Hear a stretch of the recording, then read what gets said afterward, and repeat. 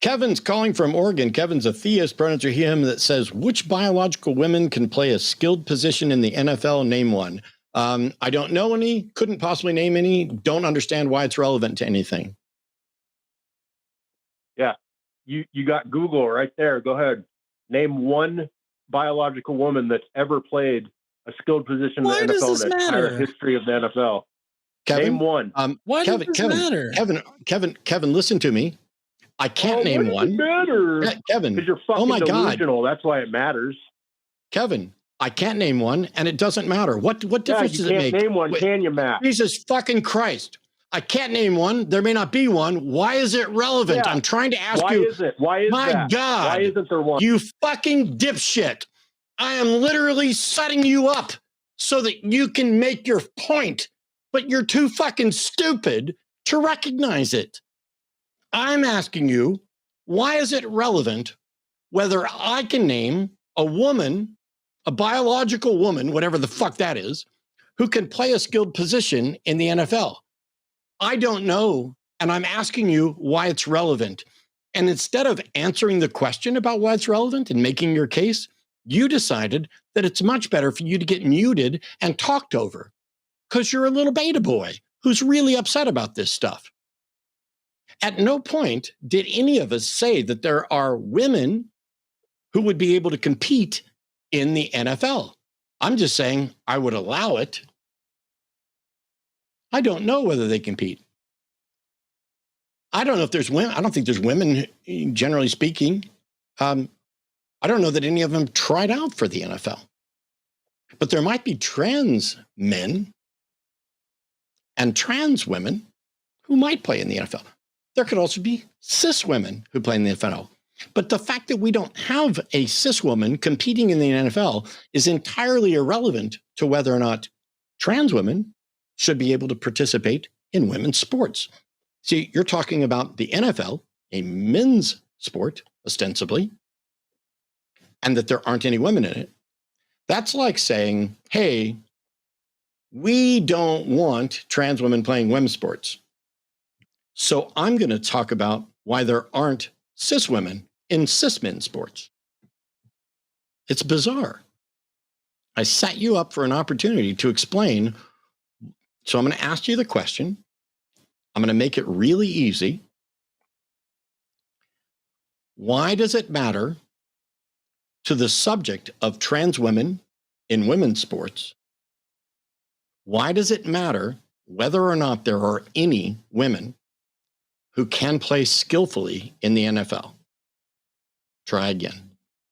It matters because it exposes your delusion. How does it expose my delusion? You're trying to pretend there's no difference between men and women. And the NFL and the NBA makes it. No, I'm not. See, the thing, Kevin, is we already recognize there's a difference between men and women, which is why we use the labels men and women. And it's why we note that trans women are women, not men. We are not only highlighting that there are differences, we are advocating for those things. When you think that you've showed, I found Matt's delusion, he thinks there's no difference between men and women, when I've not only never said that, I've said the exact opposite countless times. You just told on yourself that you don't know what my position is and you can't represent it fairly. And similarly, you didn't answer the question. The question was, with regard to trans women playing in women's sports, how is it relevant whether or not there's a woman who can play a skilled position in the NFL? And your answer was because it exposes my delusion about how there's no difference. That's not my position. I don't have a delusion. You, though, couldn't argue your way out of a wet paper bag, because whether or not there are women who currently can play a skilled position in the NFL or ever could play a skilled position in the NFL is completely irrelevant to whether or not trans women should be included in women's sports. So you get one last try, Kevin, but you're really bad at this. Yeah. So if LeBron James declares he's a woman tomorrow, should we let him play in the WNBA? You fuck. Oh, I muted you before you got to your little fucking, you fucker. So if LeBron James says he's a woman tomorrow, you've already made a mistake, because that sentence should say, if LeBron James says she's a woman tomorrow. So you already started by misgendering your fictional LeBron James. But if LeBron James comes out tomorrow as a trans woman, then we should respect her. And it would be up to the WNBA as to whether or not she would qualify to play alongside women in the WNBA.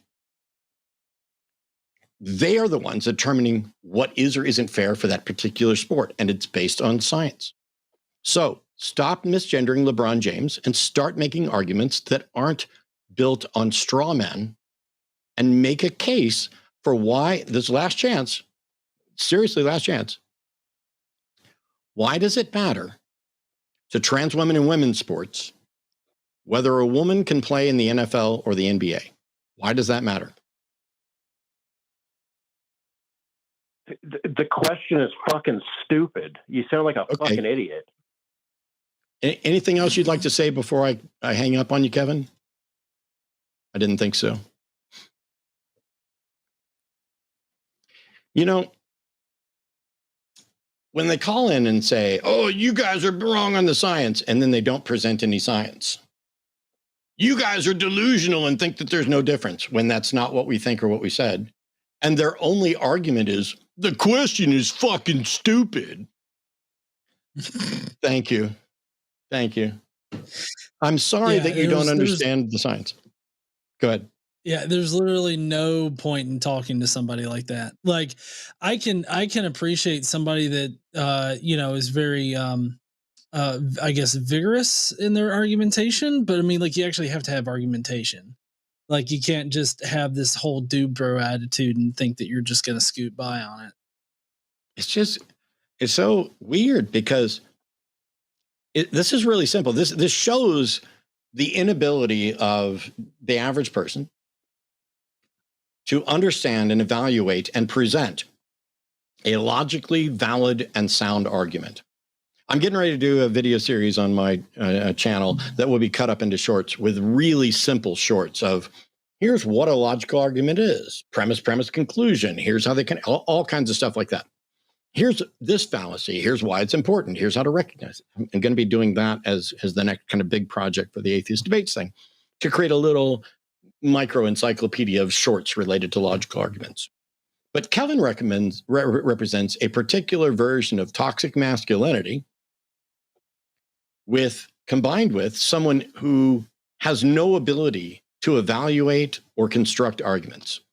Because there's nothing about trans women in women's sports that is in any way impacted by trans or cis women in the NFL or the NBA, in ostensibly men's sports. Those things are completely different.